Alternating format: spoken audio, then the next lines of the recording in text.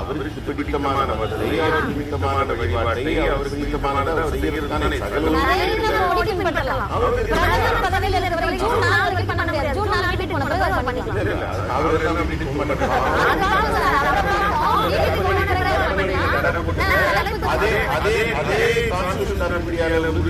சட்டப்பட்டதற்கு